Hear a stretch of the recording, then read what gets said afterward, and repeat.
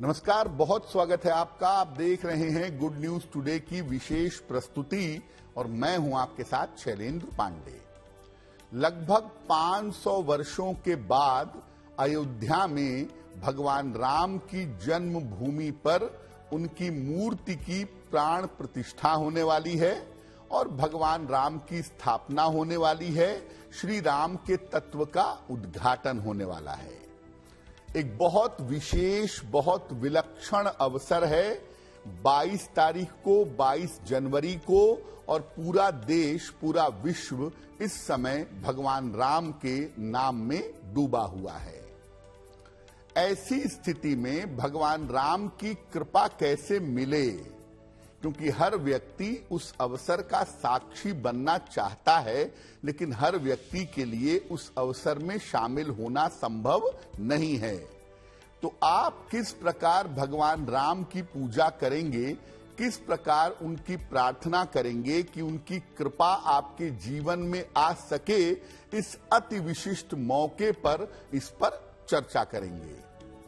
राशि के अनुसार आपको बताने का प्रयास करेंगे कि इस अवसर पर आप किस प्रकार से प्रभु राम की पूजा करें ताकि उनकी कृपा से आपके जीवन की मुश्किलें दूर हो जाएं।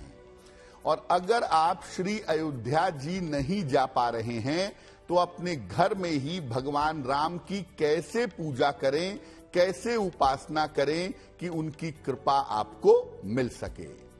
तो चलिए कार्यक्रम की शुरुआत करते हैं और सबसे पहले ये जानते हैं कि भगवान राम के अलग अलग स्वरूपों में से हमें किस स्वरूप की पूजा इस पावन अवसर पर करनी है। देखिए, भगवान राम के सहस्त्र स्वरूप हैं।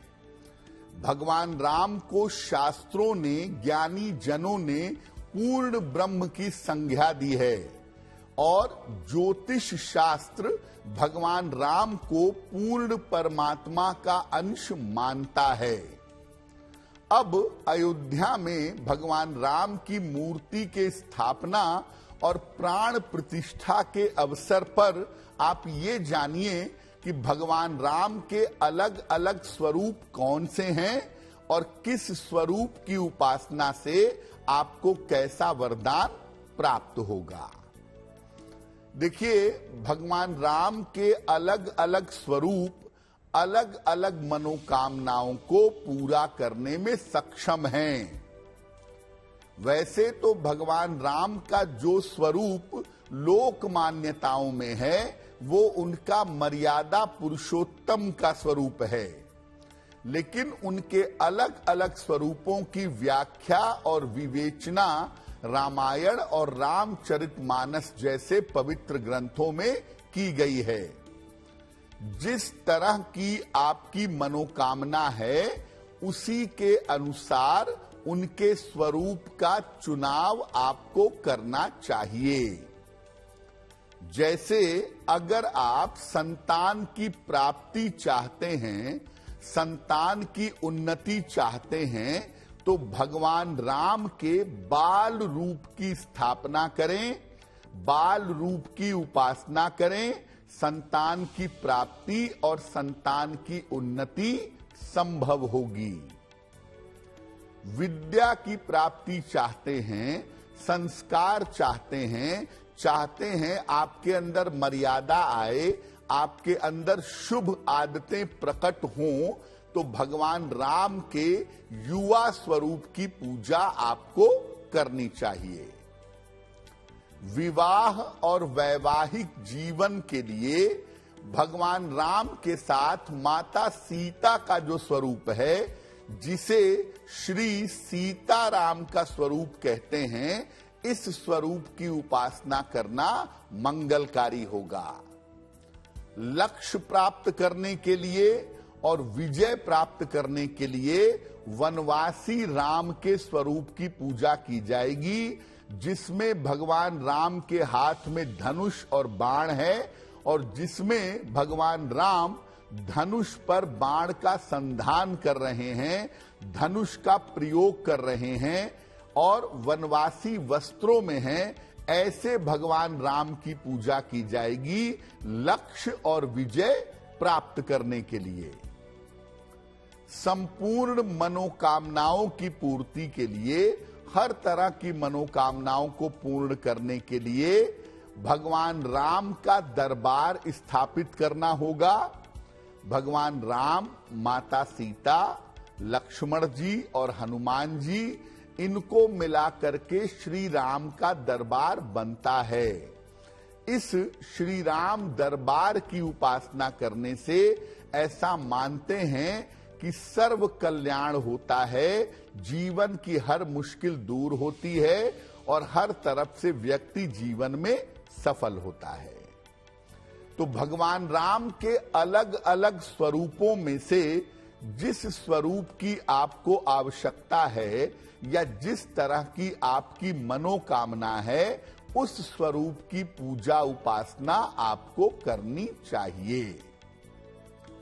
अब भगवान राम की मूर्ति की स्थापना पर, प्राण प्रतिष्ठा के कार्यक्रम के अवसर पर यह संभव नहीं है कि हर व्यक्ति श्री अयोध्या जा सके। ऐसी स्थिति में मूर्ति की स्थापना पर आप अपने घर में भगवान राम की पूजा जरूर करिएगा। फिर बता दूं, 500 वर्षों के लंबे संघर्ष और इंतजार के बाद भगवान राम की मूर्ति की प्रतिस्थापना उनके जन्म स्थान पर होने जा रही है। बहुत बड़ा अवसर है, इसको सामान्य अवसर मत समझिए। और इस अवसर पर घर घर में भगवान राम की पूजा अवश्य होनी चाहिए। कैसे करेंगे भगवान राम की पूजा? एक लकड़ी की चौकी ले लें या एक लकड़ी का पटरा ले लें, उस पर पीला वस्त्र बिछाइए। इस पर राम दरबार की स्थापना करिए। देखिए, भगवान राम की पूजा सामान्यतः संपूर्णता में की जाती है। वैसे आप चाहें तो केवल भगवान राम की मूर्ति या उनका चित्र भी स्थापित कर सकते हैं, लेकिन बेहतर होगा कि आप श्री राम दरबार की स्थापना करें। उनके सामने घी का एक मुखी दीपक जलाएं। इसके बाद भगवान राम को पीले फूल, पीली मिठाई और सुगंध अर्पित करें। जो आप खाद्य पदार्थ उनको अर्पित करेंगे, जो मिठाई, भोजन, पकवान उनको समर्पित करेंगे, उसमें तुलसी दल अवश्य डालेंगे। बिना इसके समर्पण पूरा नहीं होगा। इसके बाद भगवान राम की स्तुति करें। श्री रामचंद्र कृपाल भजमन हरण भव भय दारुणम, ये जो उनकी स्तुति है, जो विनय पत्रिका में दी गई है, वो स्तुति भगवान राम की करें। या भगवान राम का जो नाम है, वो नाम भी मुक्ति प्रदान करने वाला है, वो नाम भी सर्व मंगल करने वाला है। तो या तो उनकी स्तुति करें या राम नाम का जप करें। और भगवान राम का एक बड़ा सिद्ध मंत्र है जो सारे रुके हुए काम बना सकता है। वो मंत्र है श्री राम जय जय राम, श्री राम जय जय राम। सिद्ध मंत्र है ये। इसका भी जप आप चाहें तो कर सकते हैं। इसके बाद अपनी प्रार्थना करें। जो भी आपकी कामना है, जो भी आपकी मनोकामना है, वो कहें और सबसे अंत में भगवान राम की आरती करेंगे। देखिए, भगवान राम का जो प्राकट्य हुआ था, वो हुआ था चैत्र शुक्ल पक्ष की नवमी को अभिजित मुहूर्त में, यानी मध्य दोपहर में। और भगवान राम की मूर्ति की जो स्थापना है, वो भी मध्य दोपहर में अभिजित मुहूर्त को ध्यान में रखते हुए की जा रही है। तो आप अपने घर में जो भगवान राम की पूजा करेंगे 22 जनवरी को, वो मध्य दोपहर में करें तो बहुत अच्छा है। अगर समय नहीं है तो संध्या में भी कर सकते हैं, लेकिन मध्य दोपहर में जब मूर्ति की प्राण प्रतिष्ठा हो रही हो, जब मंत्रोच्चार हो रहा हो, जब उनकी स्थापना की जा रही हो, उस समय अगर आप अपने घर में पूजा करें तो आपका कल्याण अवश्य होगा। वैसे तो देखिए, भगवान राम की पूजा आप जैसे चाहें वैसे करें, आपका कल्याण निश्चित होगा, क्योंकि भगवान राम की पूजा उपासना हमेशा मंगलकारी होती है। लेकिन हमने ये कोशिश की है कि आपकी वर्तमान समस्याओं को हम समझें और जानें कि इस समय आपके ऊपर आपकी राशि के अनुसार कौन सी समस्या चल रही है, और उस समस्या के अनुसार आप भगवान राम की पूजा कैसे करेंगे जिससे आपकी समस्या दूर हो, आपका कल्याण हो, आपका मंगल हो। सबसे पहले मेष राशि की बात करते हैं। देखिए, मेष राशि के जो लोग हैं वो जब भगवान राम की पूजा करेंगे तो उनको पीले फूल अर्पित करेंगे। वैसे तो आप किसी भी रंग का फूल अर्पित कर सकते हैं, लेकिन अगर आप भगवान राम को पीले पुष्प अर्पित करके उनकी पूजा करें तो बहुत अच्छा होगा। अगर आप ऐसा करते हैं तो इससे आपके स्वास्थ्य की समस्याएं, आपके रोजगार की बाधाएं निश्चित रूप से दूर होंगी। स्वास्थ्य को लेकर के मेष वाले पिछले दिनों से परेशान हैं और रोजगार को लेकर के उनके जीवन में दिक्कतें चली आ रही हैं।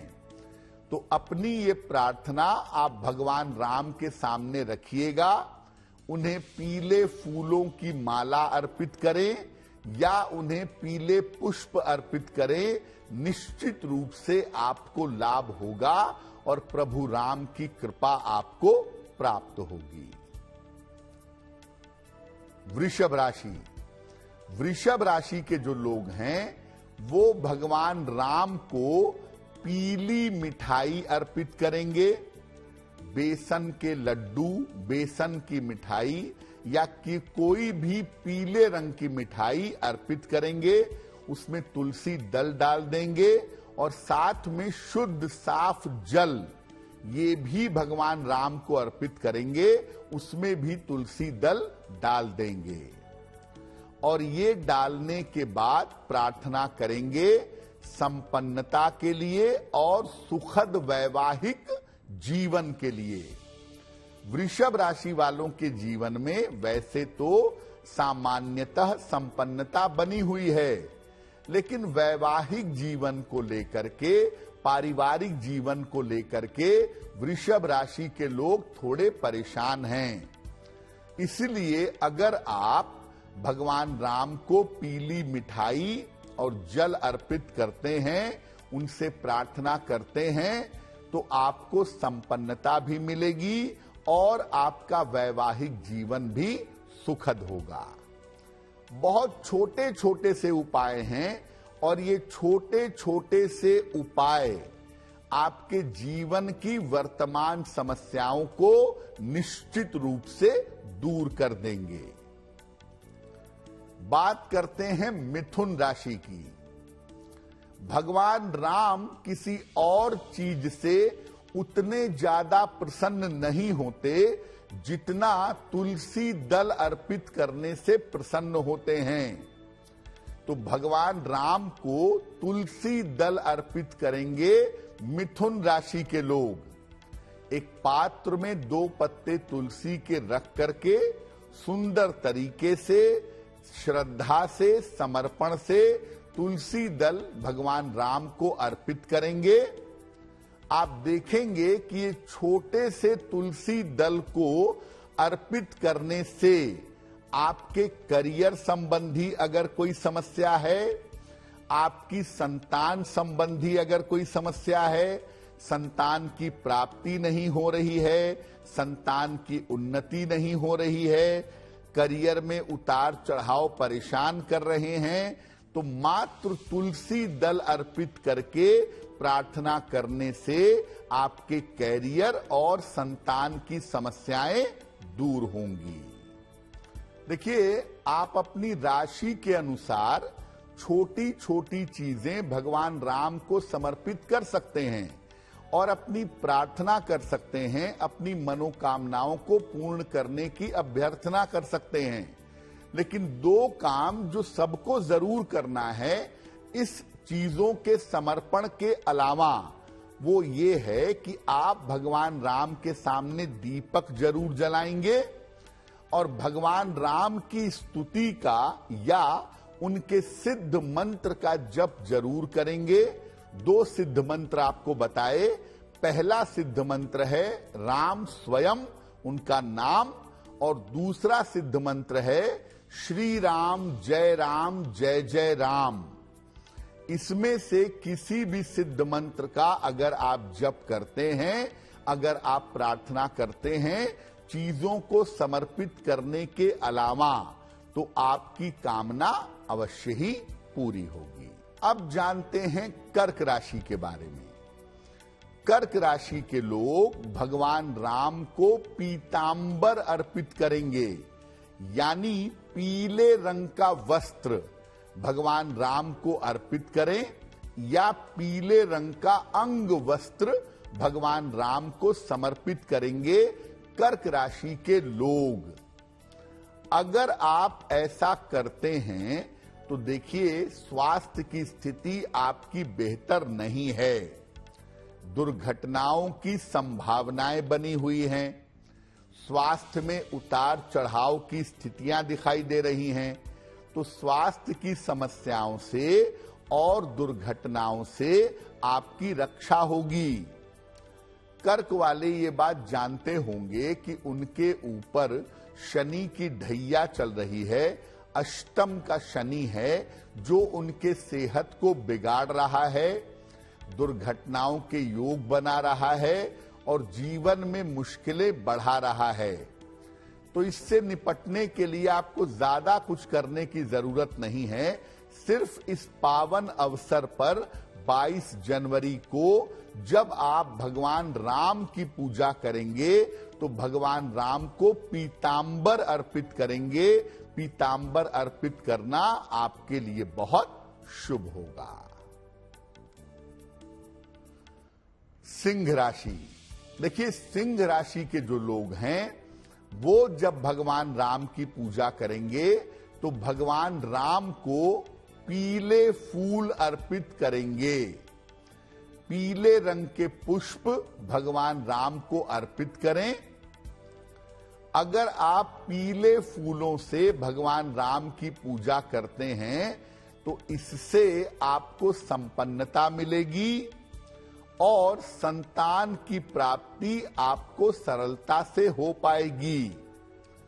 अगर आपको पैसे रुपए को लेकर के, प्रॉस्पेरिटी को लेकर के, संपन्नता को लेकर के दिक्कतें हैं, जीवन में संघर्ष चल रहा है, तमाम प्रयासों के बावजूद संतान नहीं हो पा रही है या संतान है उसकी उन्नति नहीं हो पा रही है, तो ऐसी स्थिति में आप पीले फूलों से भगवान राम की पूजा करिएगा। निश्चित रूप से आपको लाभ होगा, प्रॉस्पेरिटी आएगी, कर्जे कम होंगे, धन की प्राप्ति होगी, संतान की प्राप्ति भी होगी और संतान की उन्नति भी होगी। ये संभावनाएं आपके लिए बन जाएंगी। कन्या राशि। कन्या राशि के जो लोग हैं वो भगवान राम को तुलसी दल अर्पित करेंगे। तुलसी के 2 पत्ते एक पात्र में रख करके भगवान राम के चरणों में रख देंगे और भगवान राम से प्रार्थना करेंगे। कन्या राशि वाले ये छोटा सा उपाय करेंगे। तुलसी दल भगवान राम को अर्पित करके उनकी पूजा करेंगे तो उनके जीवन का जो तनाव है, उनके जीवन की जो चिंताएं हैं, जो मानसिक रूप से परेशानियों से जूझ रहे हैं, वो तनाव कम होगा और जीवन में स्थिरता आएगी। जीवन की जो मुश्किलें हैं वो दूर हो जाएंगी।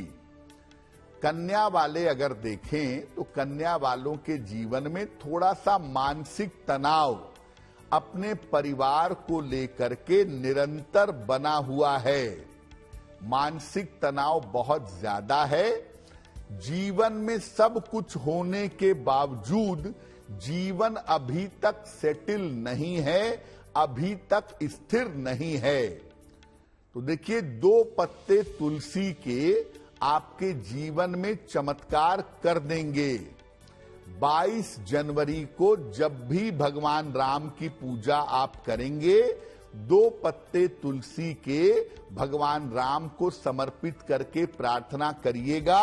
आपका तनाव कम होगा और आपके जीवन में स्थिरता आएगी। अब देखिए, आप अपनी राशि के अनुसार छोटी छोटी चीजें भगवान राम को समर्पित कर रहे हैं और भगवान राम वैसे भी कृपा सिंधु हैं। भगवान राम की पूजा में सबसे ज्यादा आवश्यकता होती है भक्ति की, और जब भक्ति के साथ, श्रद्धा के साथ आप अलग अलग चीजें अपनी सामर्थ्य के अनुसार भगवान राम को समर्पित करेंगे तो आप देखेंगे कि छोटी चीज समर्पित करने से ही आपकी मनोकामनाएं पूरी हो जाएंगी। बात करते हैं तुला राशि की। देखिए, तुला राशि के लोग भगवान राम को पीली मिठाई अर्पित करेंगे। बेसन की बनी हुई मिठाई, बेसन के लड्डू या पीले रंग के केसर की बर्फी, केसर की मिठाई जिसका रंग थोड़ा पीलापन लिए हुए हो, ऐसी मिठाई आप भगवान राम को समर्पित करिएगा। अगर आप ऐसा करते हैं तो आपके विवाह होने में जो अड़चनें चली आ रही हैं, आपके विवाह होने में जो दिक्कतें चली आ रही हैं, या आपके करियर में बाधा आ गई है, आपकी नौकरी छूट गई है, या नौकरी में करियर में दिक्कतें परेशान कर रही हैं, ये तमाम समस्याएं, ये तमाम दिक्कतें दूर हो जाएंगी। भगवान राम को पीली मिठाई अर्पित करिएगा, उनके नाम का जप करिएगा और उनसे प्रार्थना करिएगा कि आपके जीवन की बाधाएं दूर हों, आपकी विवाह संबंधी बाधाएं, वैवाहिक जीवन की बाधाएं और नौकरी की बाधाएं निश्चित रूप से दूर होंगी।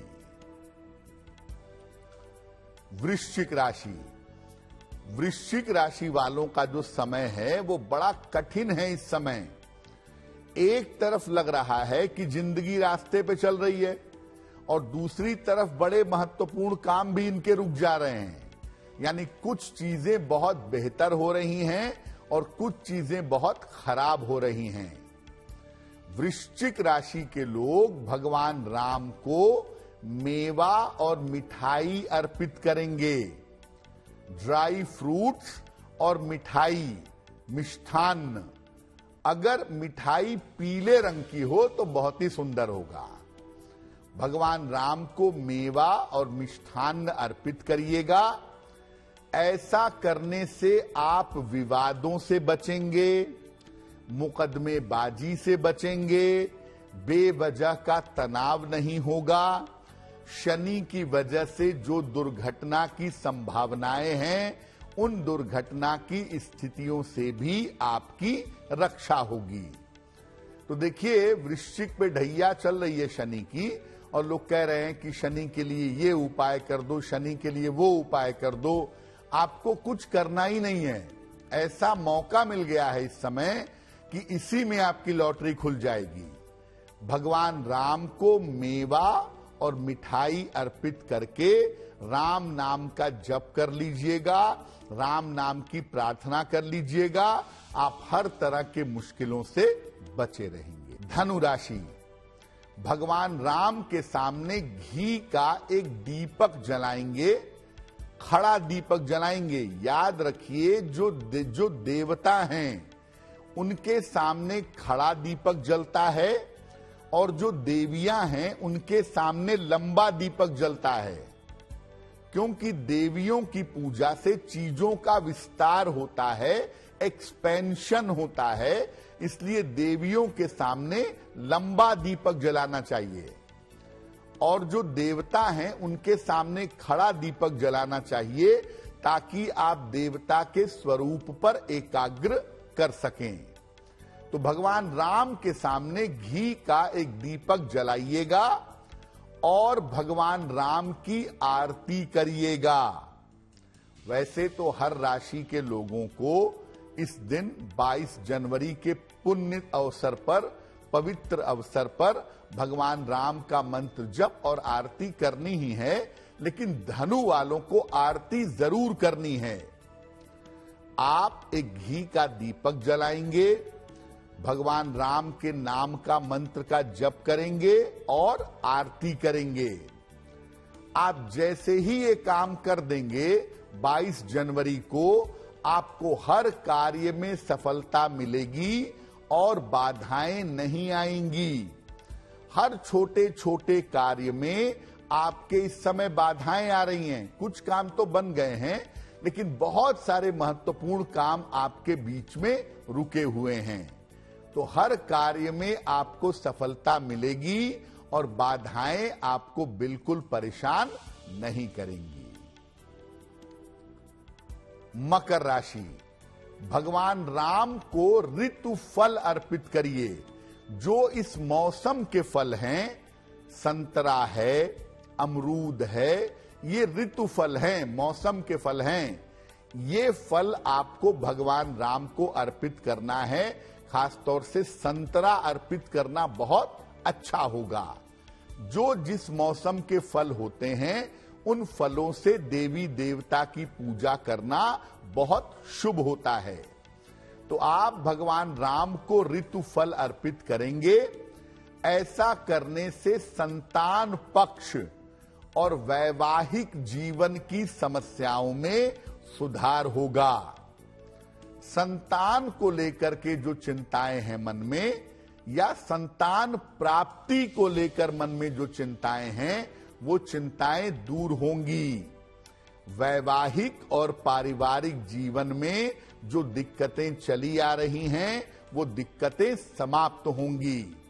तो संतान पक्ष और वैवाहिक जीवन की समस्याओं में सुधार होगा। भगवान राम को ऋतु फल अर्पित करिए और भगवान राम से प्रार्थना करिए। कुंभ राशि, देखिए, अगर कुंभ राशि की बात करें तो शनि की 7.5 इनके ऊपर भी चल रही है और कुंभ राशि वाले मानसिक रूप से बहुत परेशान हैं। जीवन में काम का दबाव बहुत है, प्रेशर बहुत है, स्वास्थ्य बहुत अच्छा नहीं है और चीजों को लेके कंफ्यूज्ड भी हैं और दुखी भी हैं। तो कुंभ राशि के लोग क्या करेंगे?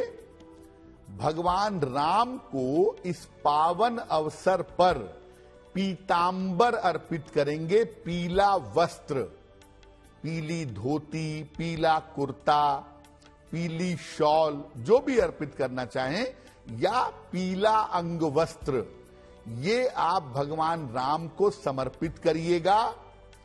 ऐसा करने से मानसिक शांति मिलेगी, जिसकी सबसे ज्यादा आवश्यकता है।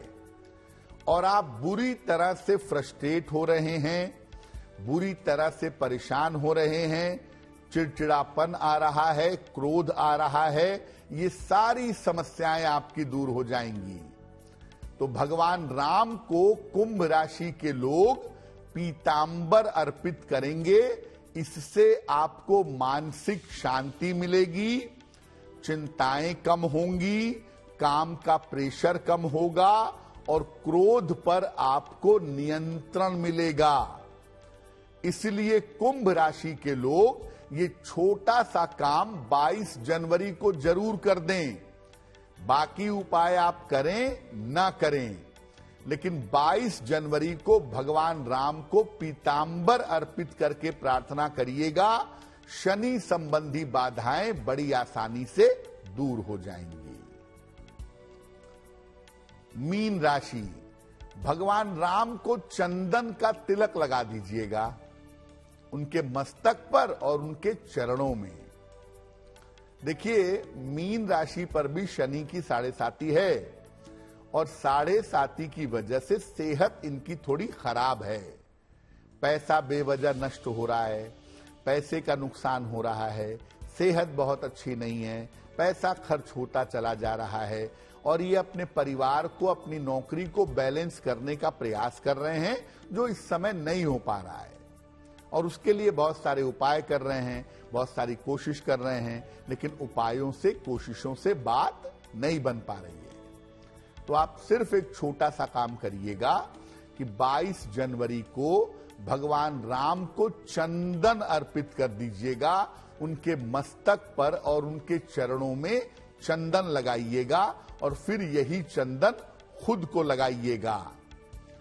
ऐसा करने से आपका स्वास्थ्य उत्तम रहेगा और घर में, जीवन में धन की कमी नहीं होगी।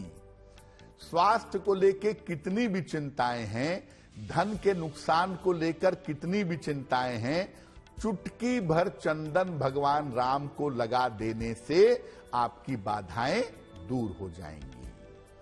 देखिए, भगवान राम की पूजा 22 जनवरी को हम सबको अवश्य करनी है और उसमें भी सबसे महत्वपूर्ण बात यह है कि मध्य दोपहर में उनकी मूर्ति की प्राण प्रतिष्ठा होगी, विशेष मुहूर्त में उनकी स्थापना होगी, उनकी पूजा उपासना की जाएगी।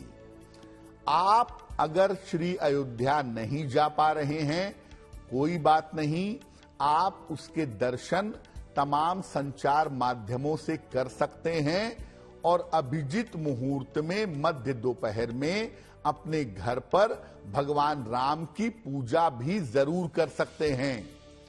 और आपको भगवान राम की पूजा 22 जनवरी पर मध्य दोपहर में करना है, या अगर दोपहर में समय नहीं है, व्यस्तता है, तो संध्या काल में भगवान राम की पूजा जरूर करिएगा, क्योंकि ये अवसर 500 वर्षों के बाद हमारे जीवन में आ रहा है और हम बड़े भाग्यवान हैं कि इस पवित्र अवसर के साक्षी बन रहे हैं। इसीलिए भगवान राम की पूजा अवश्य करनी है, उनके मंत्रों का जप करना है और उनसे प्रार्थना करनी है कि उनकी कृपा हम सब पर, समस्त राष्ट्र पर और समस्त विश्व पर बनी रहे। अब आपको बताते हैं कि प्राण प्रतिष्ठा और स्थापना वाले दिन क्या आपको जरूर करना है। आपकी राशि कोई भी हो, आपकी दशा कैसी भी चल रही हो, प्राण प्रतिष्ठा वाले दिन और स्थापना वाले दिन यानी 22 जनवरी को क्या जरूर करना है। मध्य दोपहर में भगवान राम की स्तुति और उपासना जरूर करिए। आपको पहले भी बताया कि विनय पत्रिका में गोस्वामी तुलसीदास जी महाराज ने भगवान राम की स्तुति लिखी है। श्री रामचंद्र कृपाल भजमन हरण भव भय दारुणम। ये जो भगवान राम की स्तुति है, ये सबसे ज्यादा प्रसिद्ध है। ये स्तुति आप कर सकते हैं, या भगवान राम का नाम भी एक मंत्र है, रमन्ते योगिनः यस्मिन्। जिस नाम के अंदर, जिस सत्ता के अंदर समस्त ऋषि मुनि योगी ज्ञानी ध्यानी भ्रमण करते हैं, उस सत्ता का नाम है राम। तो राम नाम का भी अगर आप जप करें, 108 बार आप राम राम भी कहें, तो उससे भी कल्याण होगा। या भगवान राम का एक बड़ा सिद्ध मंत्र है जो कभी खाली नहीं जाता, और वो मंत्र है श्री राम जय जय राम। श्री राम जय जय राम। इस मंत्र का भी आप जप कर सकते हैं और इन मंत्रों से, इन स्तुतियों से भगवान राम की उपासना आपको दिन में जरूर करनी है। संध्या काल में सूर्यास्त के बाद भगवान को फल, मिठाई और वस्त्र अर्पित करिएगा। एक बात याद रखिए कि भगवान राम को कोई भी मिठाई अर्पित करेंगे या भोजन अर्पित करेंगे तो उसमें तुलसी दल जरूर डाल देंगे। और भगवान राम को वस्त्र जो अर्पित किए जाते हैं, सामान्यतः पीतांबर धारण करते हैं भगवान राम, तो पीले वस्त्र भी उनको अर्पित करिएगा। इसके बाद उनकी विधिवत आरती करिएगा। आरती करने के बाद भगवान राम से ये प्रार्थना करिएगा कि आपके ऊपर, आपके परिवार के ऊपर उनकी कृपा दृष्टि बनी रहे, सबका कल्याण हो, सबका मंगल हो। पूजा के बाद घर में और बाहर सब जगह दीपक जलाइएगा। भगवान राम की प्रतिमा के स्थापना, प्राण प्रतिष्ठा के शुभ अवसर पर हमें दीपावली जैसा उत्सव मनाना है। इसलिए अपने घर में और अपने घर के बाहर सब जगह दीपक संध्या काल में, रात में आपको जरूर जलाने हैं। और ये दीपक जलाने से पूरा विश्व मुदित होगा, प्रसन्न होगा, भगवान राम की विशेष कृपा प्राप्त होगी। और ये कहने की मुझे आवश्यकता नहीं है कि आप दीपक जलाइए। आप स्वयं से सोचिए कि भगवान राम के आगमन के लिए, भगवान राम की स्थापना के लिए उनकी मूर्ति की कितना लंबा इंतजार करना पड़ा, कितने बड़े संघर्षों से गुजरना पड़ा। और उस एवज में जब भगवान राम की स्थापना हो रही है, श्री राम जन्मभूमि दोबारा से गौरवान्वित होने जा रही है, तो हमें अपने घर और घर के बाहर, मुंडेर पर, बारामदे में, छत पर, हर जगह दीपक जलाना है। और ये बताना है कि भगवान राम का आगमन हमारे घर में हो रहा है, हमारे जीवन में हो रहा है और हम उनका स्वागत कर रहे हैं। देखिए, भगवान राम के साथ एक बात और जानिए कि लगभग ये भगवान राम के जन्मोत्सव जैसा उत्सव है 22 जनवरी को। तो वैसे तो भगवान राम की जो पूजा है वो संपूर्णता में उनके राम दरबार में या माता सीता के साथ की जाती है। लेकिन आप चाहें तो जैसा शुरू में भी बताया कि संतान प्राप्ति के लिए, संस्कारों के लिए और विशिष्ट कृपा प्राप्त करने के लिए आप बाल रूप में भी भगवान राम की पूजा कर सकते हैं। और बाकी मंत्र जप करें, भगवान राम की स्तुति करें। आप चाहें तो रामचरितमानस का संपूर्ण पाठ भी करें। आप ऐसा करें कि 21 तारीख को दोपहर में रामचरितमानस के पाठ का आरंभ कर दें और उसको इस तरह से समाप्त करें कि वो 22 तारीख की दोपहर में रामचरितमानस का पाठ संपूर्ण हो जाए। अगर आप इस शुभ अवसर पर संपूर्ण मानस का पाठ करते हैं तो ये भी बहुत शुभ होगा।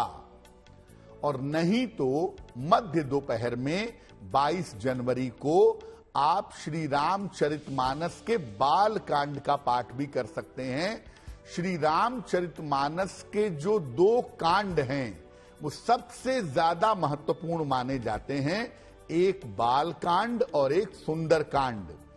चूंकि भगवान राम के प्राकट्य का उत्सव है, इसीलिए आप चाहें तो संपूर्ण रामचरितमानस का पाठ करें या भगवान राम के लिए श्री रामचरितमानस के बाल कांड का पाठ करें, आपके लिए बहुत शुभ होगा।